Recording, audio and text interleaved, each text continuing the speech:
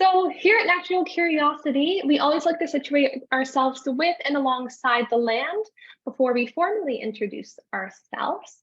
So with that being said, I wanted to begin by acknowledging that Toronto, where we are located, has been a site of human activity for 15,000 years. The land is the territory of the Wendat and Batoon First Nations, the Seneca, and most recently the Mississaugas of the Credit River. The territory was subject of the Dish with One Spoon Wampum Belt Covenant, an agreement made between the Haudenosaunee Confederacy and the Confederacy of the Anishinaabe and allied nations, to peacefully share and care for the resources around the Great Lakes. So today, the meeting place of Toronto is still home to many Indigenous peoples from across Turtle Island, and Natural Curiosity is grateful to be working and learning in this territory. And with that being said, hello, I'm Alexa. I'm the program manager for Natural Curiosity. I'm also an Ontario certified geography and history teacher. Natural Curiosity is an environmental education program launched in 2011 that is actually housed in the same school in which our presenters work. So our program is really centered around a book, Natural Curiosity Second Edition, which is grounded in 4 branches that I just wanted to show you before I pass it along to our speakers, because they will be speaking about these branches and connecting the work that they do to them through literature. So here is our interconnected pedagogical framework. Each branch shown here is paired up with an associated Indigenous lens. So really bridging the gap between environmental inquiry and Indigenous perspectives. So starting in the east with the purple, we have inquiry and engagement, which connects to developing a strong sense of spirituality through wonder and embracing the shift in learning. Then moving south, our next branch of experiential learning is all about providing a deeply rooted sense of place, as it states there. Heading west is integrated learning. So this really instills a recognition that everything is related. And finally, leading north, the final branch is moving towards sustainability, which emphasizes the importance of reciprocity in how we live and act and play in the world. So this is just a very brief overview that we wanted to mention to start. It's often teared apart and pulled into different pieces, but it is a really holistic framework that's multifaceted and dynamic. And I know this is something that our lovely presenters can attest to, and that they may talk about a little bit more. So I'm going to stop speaking and pass along the torch to them.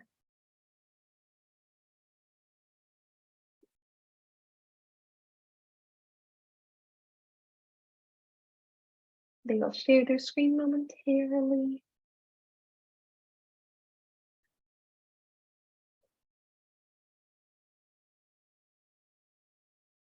There. Okay, can you see the screen? Okay, great. Thank you. So thank you to the Ontario Education Collaborative Marketplace and for Natural Curiosity for offering this opportunity to share some of our work. I'm Krista Spence, and I'm the teacher librarian at the Dr. Eric Jackman Institute of Child Studies Lab School. And I'm lucky to work with these 2 fantastic teachers that are next to me. Sometimes I worked with Norah outside with nursery children, or with Ben, I sometimes lead a novel study group. And in my own programming, I get to teach all of the students in our school. We're at a nursery to grade 6 school, and I get to teach them once a week. I felt for a long time that there's been a gap in the information and understanding regarding Indigenous history, contemporary issues, contributions, and even just bringing voices in. And I'm not Indigenous, but I've committed to this work for many years. Nagan Sinclair, who I went and saw in Winnipeg, said that this work is for all educators. So I feel compelled to do that work in terms of bringing these Indigenous perspectives into our school. And I'm interested in how connecting to place and understanding of what happened in the past can inform all of our decision making. I've asked Ben and Norah to join me as they have different experiences in their various contexts, so I'll let them introduce themselves. Norah? Hi, everyone. Thank you for joining us here in this virtual space. My name is Norah L'Espérance, and I have had the privilege of teaching at the lab school for almost 2 decades. And also, when I saw that slide about natural curiosity, I want to say what a privilege to have been part of that work and in that conversation as well. And the vast majority of my experience here at the lab school has been with our very youngest students, the 3-year-olds that come and spend time here. And I just want to say this before we dive into this work, that as a non-Indigenous educator working in early childhood, I see that one of my roles in this work is helping children to connect with local ecology. And I'll talk more about that later. Thanks, Norah. And Ben. Hi, everyone. Nice to see you all. My name is Ben Peebles. I'm currently a grade 4-5 teacher at the Jackman Institute of Child Study. I've been here for 17 years or so, something like that, and always taught in the junior grades with our oldest children. And I've had as my colleagues here mentioned, I've had the great good fortune to work with Norah and with Krista, often being on the receiving end of the amazing resources and ideas and perspectives that Krista brings as the librarian of our school. And I would think that, I think for me personally, I'm not Indigenous. I'm have both settler background and descendant from enslaved people's background. So, I'm a Black biracial person. And so one of, I think, the important senses that I have in my role in this work and in our work in general as educators is to be someone who can help make Indigenous perspectives accessible and available to children, and to help open their eyes to the wealth of perspectives and ideas and messages and stories that Indigenous people have provided for us, right, with a great sense of generosity. And so that's part of my work that I'll discuss a little bit later as well. Thank you. All right, so we decided to share one screen, and so there'll be a little bit of shuffling, but not too bad. So I'm going to start, and I'm just going to give you a little overview of what we're going to cover. So in this presentation, we are going to go through 4 sections. So they aligned really nicely with those 4 branches that Alexa mentioned. Thank you. Lighting the fire, and that was, we were thinking about ourselves and considering literature in general. Sending out roots is the second branch, so examples of texts and connections to contemporary issues. And then the flow of knowledge, weaving Indigenous stories through the days and places. And then finally breathing with the world and connecting and moving from text to actions. So first of all, lighting the fire. So this title of this presentation has both books and literature in it. But I want to unpack a little bit the idea of reading. And so there's the reading that you can see on the left image here, which is decoding the symbols on a page, which most of us will think of first, or on a screen. And the second page is actually one of the oldest stories that's been written down on clay tablets that is in cuneiform writing from way back Mesopotamia in ancient civilization. So ideas were shared and recorded, and they were available for future people to read because of the relative permanence of those tablets that they were written on. And people had to learn to write it, to read it. But isn't there other ways of reading? So I mentioned I saw Nigan Sinclair speak. And one thing that he did mention was the idea of other animals, other non-human entities speak and transmit knowledge through signs as well. And so looking at scratches in a tree, that's a symbol. And that is something that a bear has marked to show that they were there, or something about territory. So thinking about how we are connecting to place and how we're reading nature around us, how we're reading symbols. Because in terms of Indigenous voices, and there are many that would not have been found in books, or books would not be a traditional way of sharing that. So I did want to mention that. Other ways that things were shared and have been shared and continue to be shared include stories being carried by people, the oral tradition, and deciding on who carries what knowledge and how it is shared. So we've been careful to share what we have learned from texts, and also we have done a lot of work with Indigenous partners, but we haven't treaded into things that were meant just for us. It's more for the classes, for this venue and this setting. So we're careful about that. So these images show a birch bark scroll, some images on rocks, and also a wampum belt, and other ways that symbols have been used to carry knowledge, to share, to communicate. So I also turned to Daniel Heath Justice, who wrote Why Indigenous Literatures Matter. This is a great text to look at. And I'm going to ask Norah, I believe, to read the quote here out loud for us about Indigenous stories and why they are important. So here are some words from Daniel Heath Justice. Our stories have been integral to survival. More than that, they've been part of our cultural, political, and familial resurgence and our continuing efforts to maintain our rights and responsibilities in these contested lands. They are good medicine. They remind us about who we are and where we're going, on our own and in relation to those whom we share this world. They remind us about the relationships that make a good life possible. In short, they matter. Thank you. So telling us and understanding that Indigenous stories matter is important. I also was thinking about some of the other responsibilities that we have to sharing this. So there are national and global responsibilities that we hold. So in June 16th, 2021, the United Nations Declaration on the Rights of Indigenous Peoples was accepted as an act. And so now this document is actually, it was created earlier than that, but the Canadian government accepted it as an act. And this document is the minimum standards for the survival, dignity, and well-being of the Indigenous peoples of this world. And now it is used as a tool to interpret the laws in Canada. So that was an exciting moment. The other document we show here is the Truth and Reconciliation Commission that was from the survivors of residential schools. And this is a comprehensive document recommending changes to programs and policies that would affect meaningful change. So you'll hear more about this later in the presentation.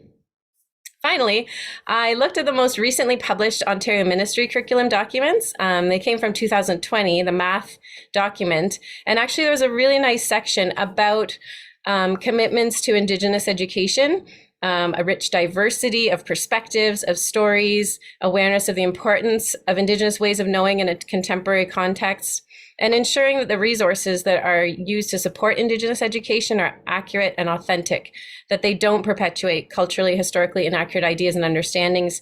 They represent uniqueness and reflect local Indigenous communities as well as First Nations, Métis, and Inuit individuals and communities across Ontario and Canada.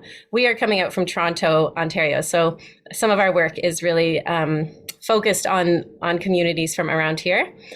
And also to feature Indigenous voices and narratives that are developed by or in collaboration with First Nation, Métis, and Inuit communities. So we are also committed to a treaty. So if you're living in Canada, if you're here, you have a commitment to treaties and understanding treaties. I just really wanted to share this resource. If you're not sure what treaties are part of the place that you are living, that this is a really good resource, the nativeland.ca resource. So I'm going to ask Ben to read this quote here from author David Robertson. You can select. Okay.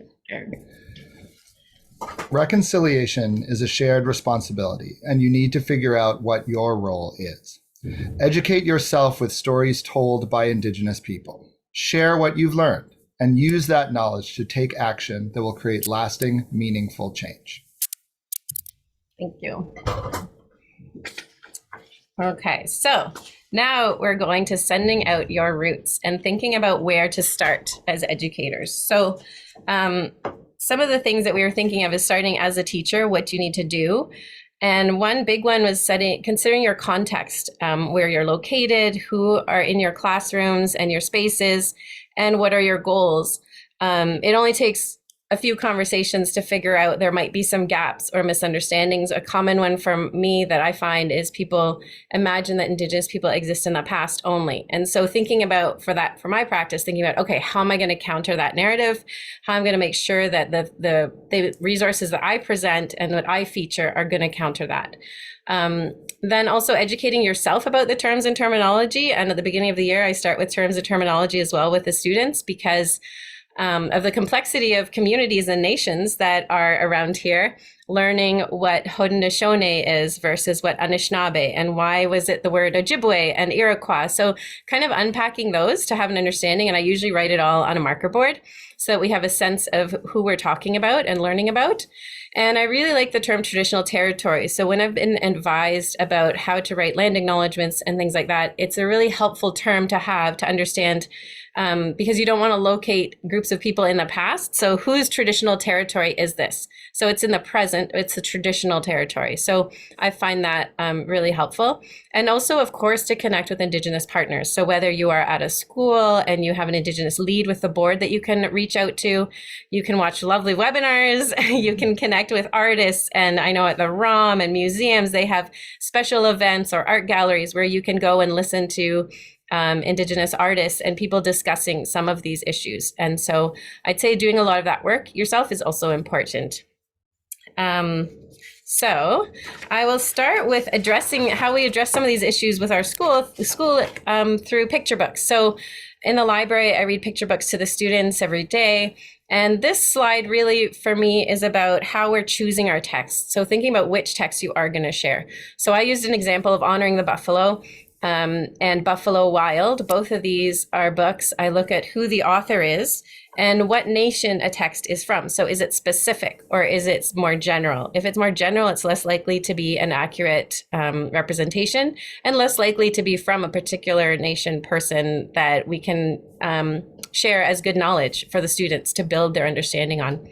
And so I check the authors and contributors. Do they belong to a nation? And there is someone in the States named Debbie Reese who has a wonderful website resource for this called American Indians in Children's Literature. And she has an eye to even Indigenous authors who are writing outside of their nation and questioning that and kind of just putting a little flag up for people to understand that they might not be speaking from their own experience.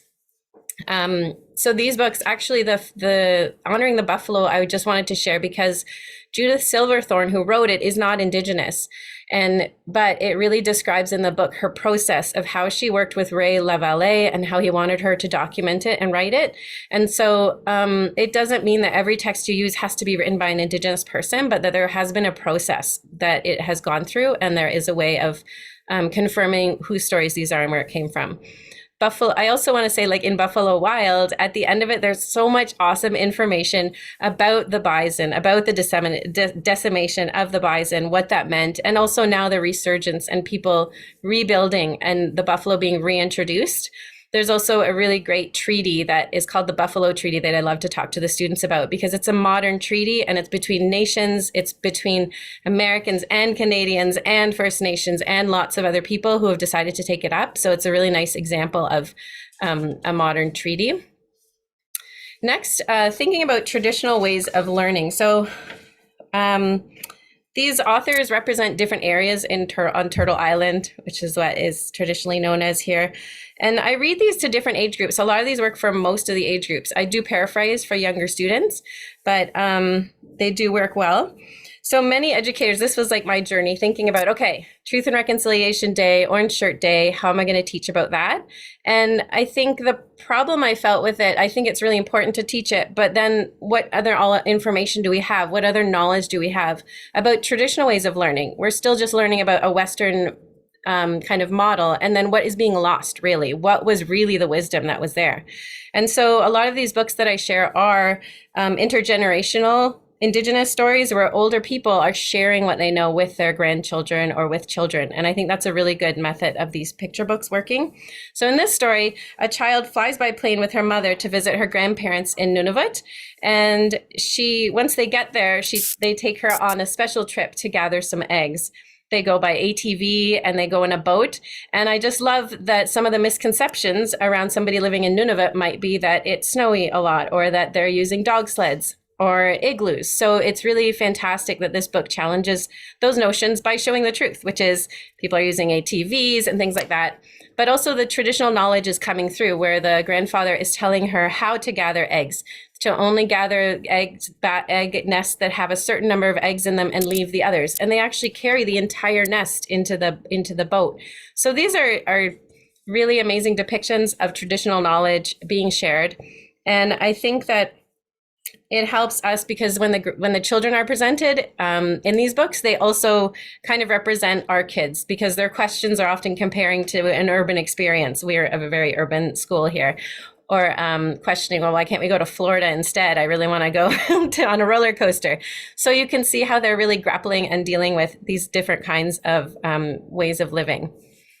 The next text that I'm going to show you has to do with communal values. And I do want to say that I included the images of these authors and illustrators as much as I could to make sure that their voices come through and their images come through. This is by Leah Dorian, who is a Métis author, illustrator, and she is just creates great lively images that incorporate nature and animals and insects and all these things, as well as the traditional values. She also uses symbols. You can see the figure 8 symbol at the bottom. And in her text as well at the end, there's a really good description about the importance of this symbol. And some of the students, when they heard that, they recognized that this was this infinity symbol, which means transfer of knowledge from through the generations that won't ever stop. They noticed that in these images where that was happening. And it was just a really nice way to read the image as well as the story. It's about a story about a tree. There's a hole in the tree, and that is known as a storehouse for emergency supplies. And so throughout the journeys where they're traveling at far distances, they leave things there. And if you take something, you always leave something there too. And so conversations with the students about what might you need, what are emergency things that we have around, or how do we access what we need? And is there a place in your school where you go to get things that you need? Thinking about how this sharing becomes communal and how supportive and lovely that is why I really like this book. The significance of land, I think, is something that we're all working with and really being enlightened to, that this book is a wonderful way to connect both a young person, again, learning about a traditional way of life, but exposing how that way of life has been impacted by time and by residential schools and by policies that meant that people couldn't be on their land. So I've actually used this. It's fine for grade 1 and up, or even younger if you abridge it a little. I also want to say that language is kind of a stream throughout a lot of these. So many of these books have Anishinaabe words or Michif words or Cree words within it. And so in this one, David Robertson, he was the one whose quote we had before, describes how he goes on this trap line, and it's actually about his grandfather, but that he describes how he lived there, how a childhood on the trap line was, fishing and playing and swimming and setting traps. And it has so many beautiful details, and the child asks questions that any child would ask. And I paired this text with that United Nations Declaration for the Rights of Indigenous People, because they should have the right to practice their cultural traditions and practices, but this grandfather hasn't been on this trap line for 30 years. So this sense, sometimes I talk about, what do you think happens if there's a pipeline going through somewhere, or what happens to that land, what happens to the animals, what happens to all these specific things, because it's such a lovely image of how, or understanding of how a traditional life happens on the land. So now I'm going to start speaking to this one, and then Norah will join in because she used it with her students. But we know that one of the impacts of colonization, an intentional impact, has been loss of language and Indigenous languages. So we're grappling with, how do we bring these languages into our spaces? How do we teach about languages? What is our role in this work, and how do we introduce this to the children? So I'm going to let Norah speak to Oasis and the Bannock. We're moving our bodies. If you need to move your body, go ahead as you stare at the screen. I hope you're hearing, as Krista speaks, the passion we have for these beautiful books that have come out, and how grateful we are to Indigenous authors for bringing what for ages and ages has been an oral tradition, and now sharing it through this medium of picture books. And how that makes it accessible, especially for us humbly as non-Indigenous educators, to have the voice of Indigenous people and the images there, so that we can begin to broaden this work of sharing Indigenous knowledge and perspectives. So here we have this book, Oasis and the world famous Bannock.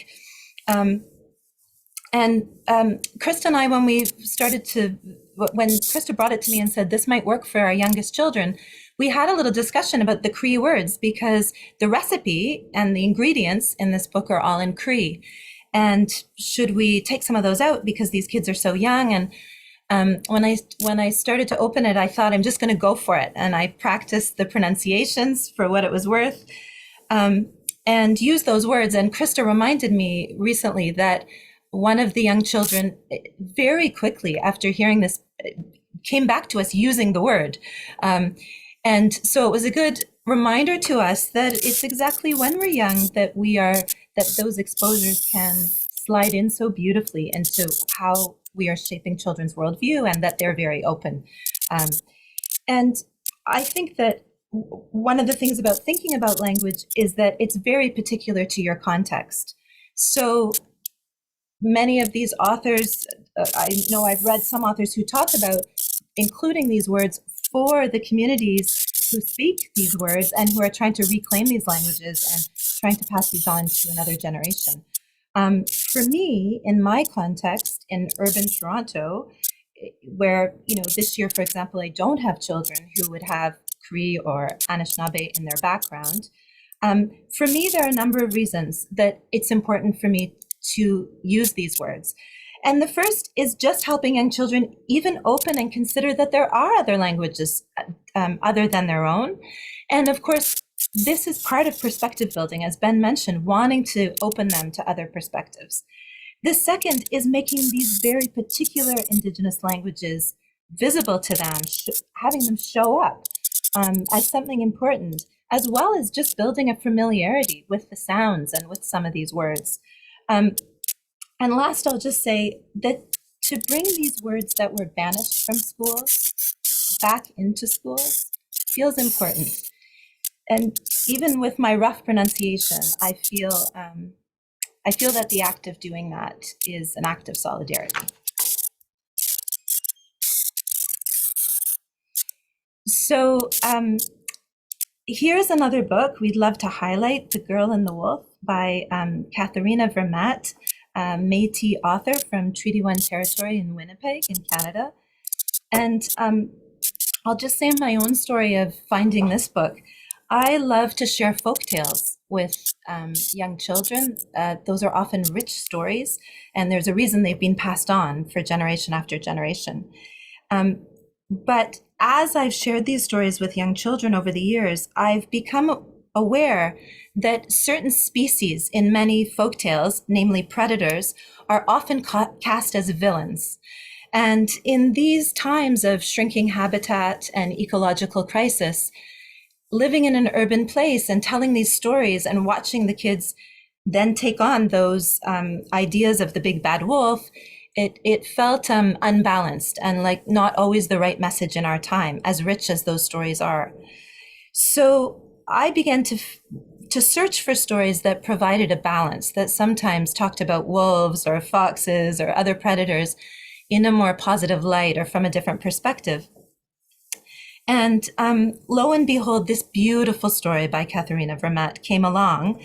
And interestingly enough, in her own notes at the back of the book, she spoke about that same intention in writing this book. And if you think of Little Red Riding Hood, here Julie Flett has portrayed this little girl in red, I think a nod to that story and to offering another perspective through this book, which has the wolf being a helper to this little girl and offering her, sharing a different relationship with the land and her own self-knowledge. The second thing that we'd love to highlight in this book is that it highlights the practice of laying down tobacco as an expression of gratitude. And I believe that Krista is going to show some pictures and talk a little bit more about growing tobacco on our own school land. But I'll just say quickly that when we think about language, when we went to read this story, although it uses the word tobacco in it, we decided to use the Anishinaabe word sema in talking to the kids about this cultural practice. And our decision was made for this reason. We felt that the English word tobacco carries a very particular legacy and a whole lot of connotations that that we didn't necessarily want to attach to the cultural practice that we were introducing children to, and that is shown in this book, which is laying down this sacred plant for as an expression of gratitude and thanks. So I just want to offer that story as one of the ways that we're thinking about language and working with how we represent these ideas and how we're bringing them to children. And I'm going to switch spots with Krista again. Oh, my gosh, those notes. Okay. So where's my file? Maybe they're wrong. Should be 5 minutes for that. Okay. I thought it was you next time. Let's see what's next. Oh yes, okay. Thank you. So the flow of knowledge is the next kind of chapter of this presentation, which includes learning through different curricular subjects, thinking about how this work doesn't just exist in one time or in one place. And so connecting to different times of year, considering what stories we're sharing at what times of year, sharing books in different locations, and also across weeks or months or years. So sharing Indigenous voices and stories through multiple conversations. So in the next little section, you're going to hear from Norah and Ben about how they use books and where they use books to make that more visible and more in part of the whole day.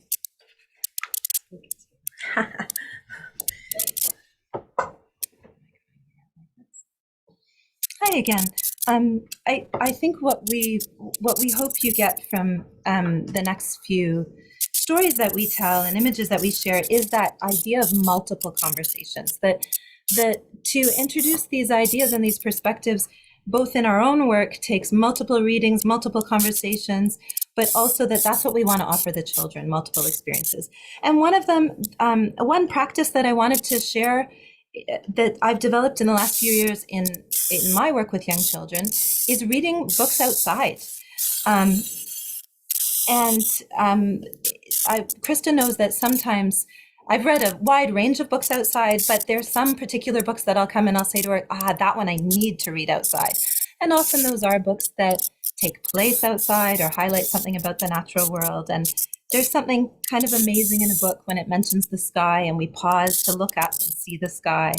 Or in The Girl and the Wolf, there's a moment when the wolf suggests to the girl that she close her eyes and then just open them and see what she sees. And just recently, I had the opportunity to do that with young children outside.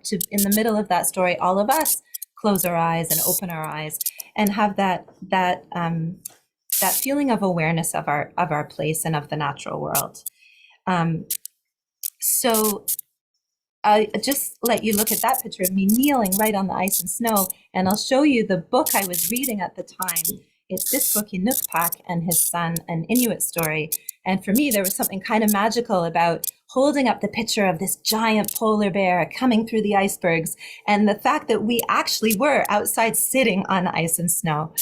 And I just also wanted to show this beautiful book, a favorite of Krista's that has now become a favorite of mine, Thanks to the Animals. In both these books, they highlight some Indigenous practices. In Thanks to the Animals, the family travels seasonally. And it's a nice opportunity for children to open their eyes to that idea. And a beautiful story in which the natural world and the animals befriend and protect this baby when the baby's lost. And in Inukpak, this giant, this is a traditional story, a very old story, and the giant hunts. And for some of the urban kids that I teach, they that's not an everyday notion for them, and something that I appreciate having a story to bring it to life for their later thinking about what hunting is about. And I just want to show you some of these pictures to say that when I began this work of trying to, with integrity, think about how to share Indigenous perspectives and knowledge with very young children, one of the areas that I was able to jump into very quickly, even as I'm still doing the work of gaining knowledge and learning more, that in order to share more. The area that I felt I could leap into immediately was helping kids connect to the natural world. And so spending more time outside, studying the natural world, talking about the local ecology and about local species. And my hope in doing that is this provides a foundation for the ongoing learning that these children are going to do about Indigenous history, culture, stories, art, expression, and politics. And that by being more firmly rooted with this ecology, where our Indigenous cultures grew and developed these stories, that will provide a base for them and connection, points of connection.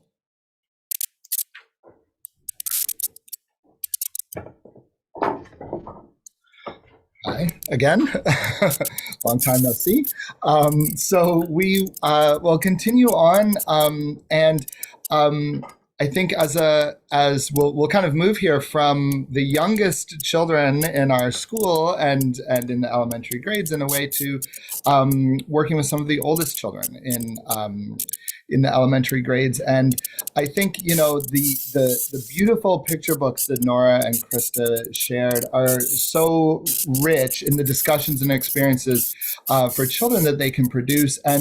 And I think, you know, one thing that I'd love to highlight that maybe Krista and Norah haven't said exactly is that, you know, these books, when used so thoughtfully with younger children or children throughout the ages of the school here, like Krista does, when they're placed into a thoughtful sequence, when they're placed into kind of a scope that forms a curriculum in a sense, they can form such a powerful backbone for helping our children develop the kind of familiarity with Indigenous perspectives that we would like them to have throughout over many years of their school life. However, I think one unique thing about working with older students is that because they're able to engage with novels, both in a prose and graphic formats, that really gives us the opportunity to immerse ourselves in a particular perspective for longer, to really spend time over weeks and months with an Indigenous perspective and worldview. Yes, sorry, that's what I'm looking for, that slide. And so the complexity of a novel, right, especially one like Barren Grounds, for example, The Barren Grounds by David Robertson, first in a series now of novels, the Misawa Saga, a novel that I've used now several times as a novel study. The complexity of a novel, which is so richly layered and complex as a piece of literature, gives students the opportunity to see the diversity of perspectives within the Indigenous community, to see a variety of responses to the realities, modern and historical, that face Indigenous people. And so, for example, in this novel, our protagonist, right, a young girl named Megan, is grappling with the realities of the foster system and with the challenges of dissociation from her roots and culture. We see her and spend hours as readers in the beginning of this book. We spend time with her as she deals with the awkward actions of well-intentioned settlers that just tend to make things worse, right? And it's amazing to see the students grapple with that, right? To really see this from her point of view, to see how something, a little action that is taken by, say, her foster parents in this situation, right, just makes her feel awful. And, right, whereas they began thinking, oh, what a nice thing for these people to do, right? And so that kind of immersion in that perspective really makes for a powerful experience for the students. And so in this book, we have both the modern perspective of an Indigenous young person, right? But that is also embedded in this novel into a story of great cultural significance. So the author places literally his characters into the Great Fisher story. And that brings the reader, our students in this case, directly into this critical piece of Anishinaabe perspective. And I would say, I think that the one interesting thing that just, from the quote that Norah, I think it was, read at the very beginning, right? This book literally shows us how, as Daniel Heath Justice says, right, how stories remind us of who we are and where we're going on our own and in relation to those with whom we share this world. They remind us about the relationships that make a good life possible. That is exactly the journey that our character in this book goes on. And that's exactly the conversation that we then get to have with our students. So, and it's interesting, right? It's not necessarily easy for our students to do this, right? Especially in a complex piece of literature like this. One thing that we've done with this book and with the help of Krista has been really important in this too, is pair this text with a telling of the Great Fisher story by Isaac Murdoch, who tells the story slightly differently than it's presented in the book. But I think, one of the things that happens through going through this is that, our students begin to see that this book, even though it has some, I guess I would say, some resonances with a book like, the Chronicles of Narnia, just in its format and what happens, the characters go through a portal, right, into a different world. But this is not just a Narnia-esque fantasy, right? This is a story that informs us about natural laws, about how we ought to be on the land, about the meaning of our relationship with the world. A student at the end of this book, right, said, as they were grappling with what this story meant, right, and why it happened the way it did, why, the fisher is placed into the sky at the end of this book, right, said, well, what it means is nature is the most powerful, most important thing, and man comes second, right? Which I think is, that's part of the work of getting children to see things slightly differently. So I'll just also speak briefly too about another text that we've used over the years, and I would like to say this is a relatively new graphic novel adaptation of Thomas King's short story called Borders. The illustrator is Métis, Natasha Donovan. And I think, graphic novels, I want to bring that into this conversation too. They can reach some students, right? And all students and all people actually, for whom a text dense page could sometimes be difficult or would limit their ability to engage.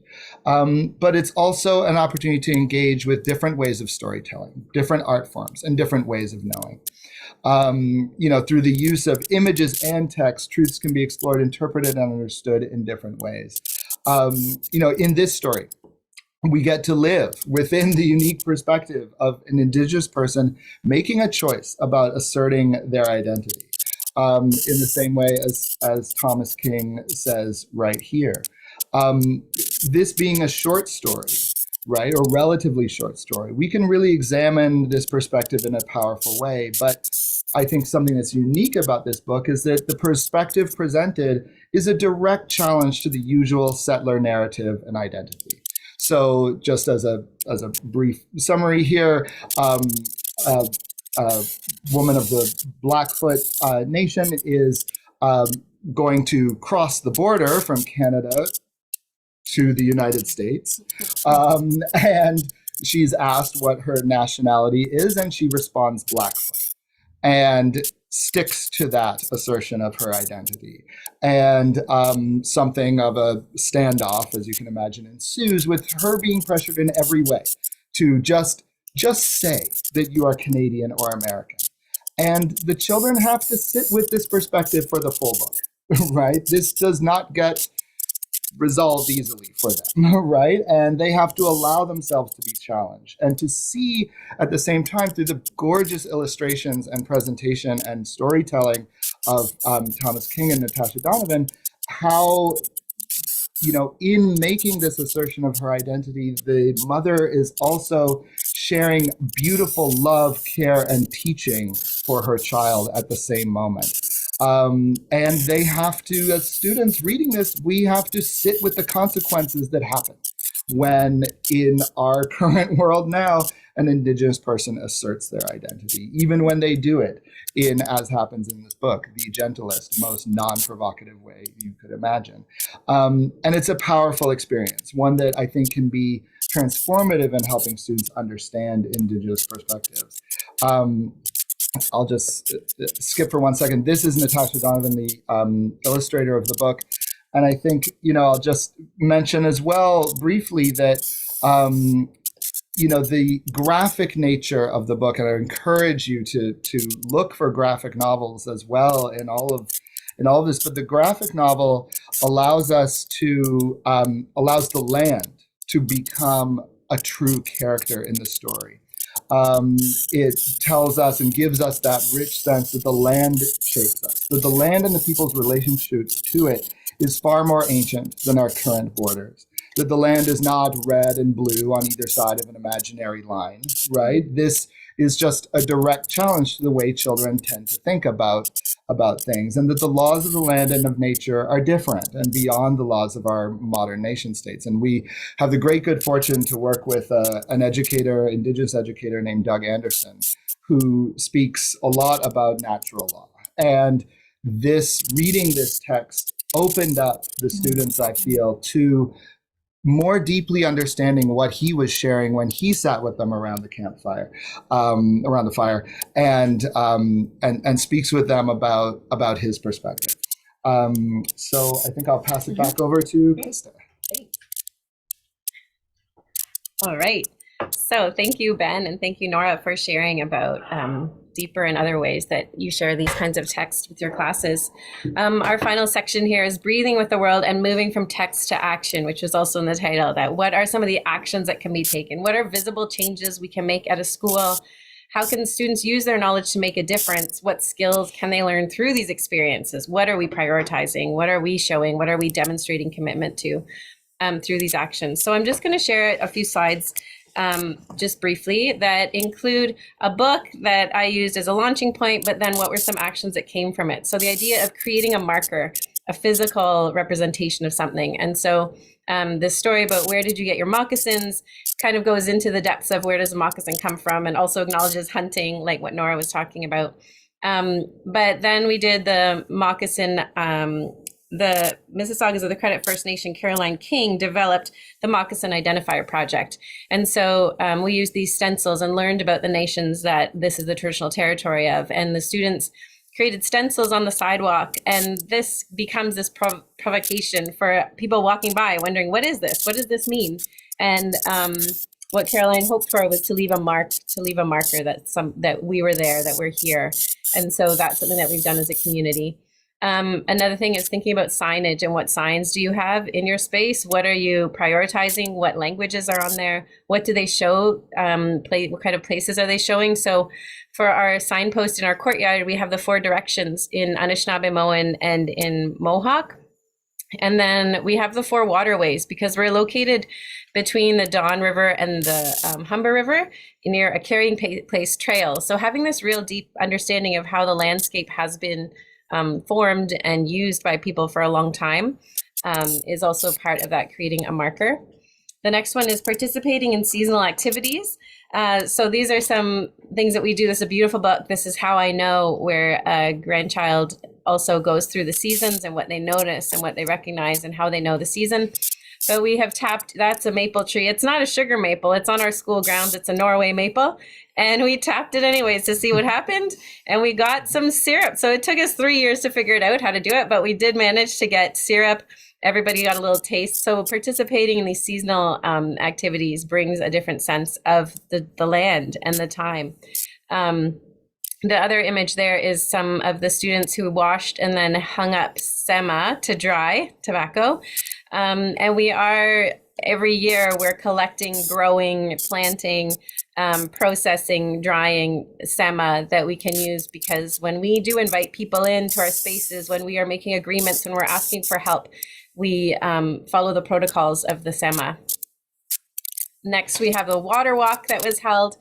This is Liz Osawamick, who came to help us understand more about water walkers, and that's a beautiful story by Joanne Robertson about the water walk. And so we held our own water walk, and it's also thinking about holding events that don't have to be an event that's being held by the whole country, like the Terry Fox Run, or it can be its own standalone thing, and that still makes a big difference and will have an impact.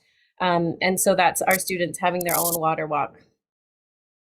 Then the last one that I'm going to speak to is this letter writing campaign. So giving some of the older students some tools also to think about how to make their voices heard, to take a stand on issues that they've learned more about and that they know about. And so this was through the Right for Rights. Amnesty International every year creates a number of cases that you can learn about.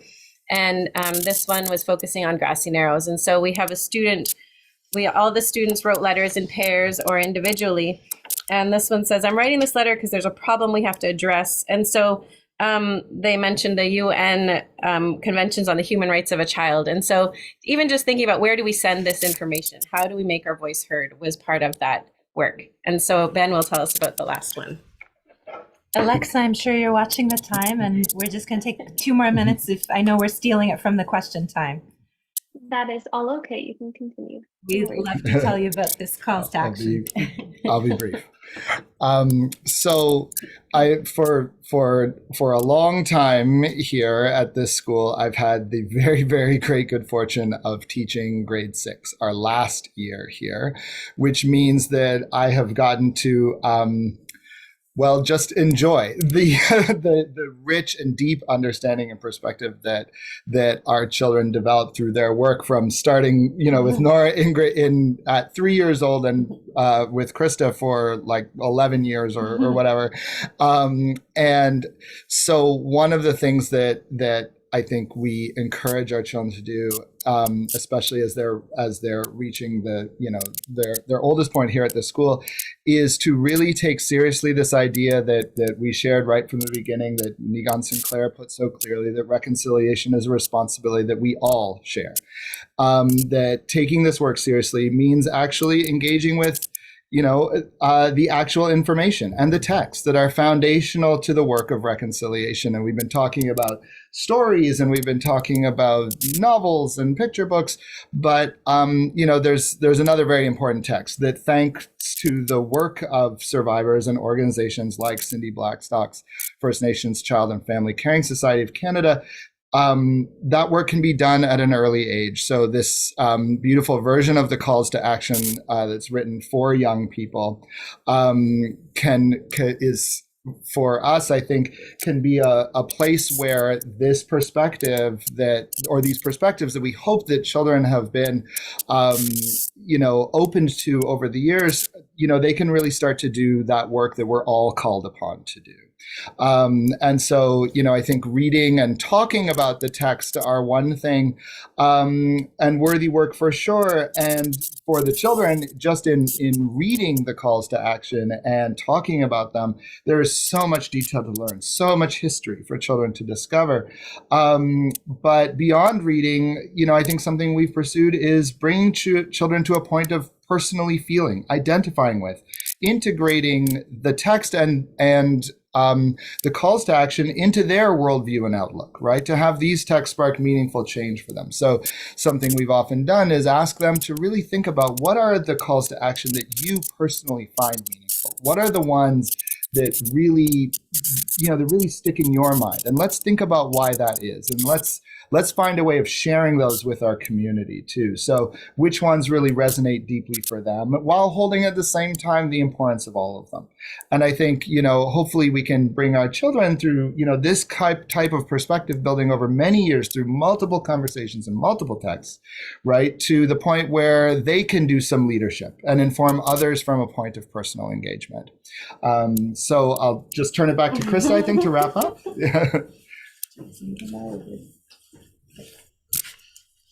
All right, thank you. And I think that we made it just in time. And I want to thank you all for coming. Thank you for taking some time out of your day to spend with us here. And thank you to Norah and to Ben, who are my co-presenters. And we'll turn it over to you, Alexa. Thank you. And I'm just feeling an immense amount of gratitude and feeling so whole after just learning about all of you and about all of these awesome resources that folks will have the opportunity to use. So thank you. If anybody does have any questions for Krista, Ben, or Norah, please feel free to put it in the chat, or you can think, oh, okay. So a couple of questions. How about we go with Maham first? You have your hand raised and then I'll go through the chat. Yeah, thank you. First of all, thank you so much. This was so helpful. Really enjoyed the presentation. I just had a couple of questions. It was really interesting for me to learn how in your practice, you've related a lot of activities to these books. And I was just wondering, as a student teacher, is it kind of okay and appropriate for us to do those things when we're not 100% confident about, like, I mean, we don't have complete knowledge about, so for example, the water walk or things like that. Is it okay for us to make it very explicit that we're learning with our students? And, you know, we don't always have an Indigenous person on campus like we have at JICS. So would it be okay for us to take those risks, essentially?